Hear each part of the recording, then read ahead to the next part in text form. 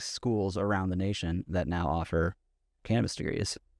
So rather than, learning cultivation in your garage or from your uncle, they're just going to school for it.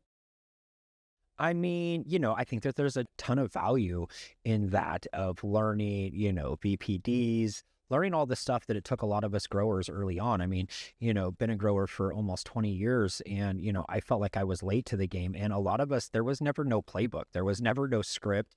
There was nothing other than, add some bone meal, add some, a dead fish carcass to the soil and, a few things. And so we just did what grandpa did or papa did. That was always like, oh, well, so-and-so or Uncle Merle or, German Joe or, it was always some guy with some cool name that he got in the war had told you like, do this or do that. And like, you didn't really know why, you just did it. Right. So as we got on, the growers are becoming smarter and smarter, but I think it's a new way of learning. And I think potentially you're going to get a different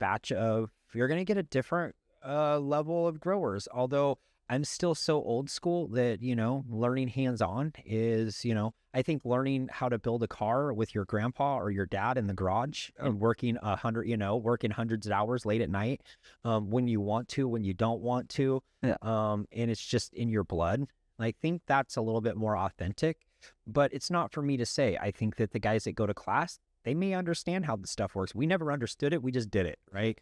And I think that that's maybe the difference. And I think that they're going to be able to get us a little bit farther faster. If you were serious and you wanted to learn, I'll teach you. Come on. I mean, I'll stand side by side with anybody that wants to learn and we can get hands-on immediately. I can get you just as far, just as fast by getting you hands-on and getting your real life experience.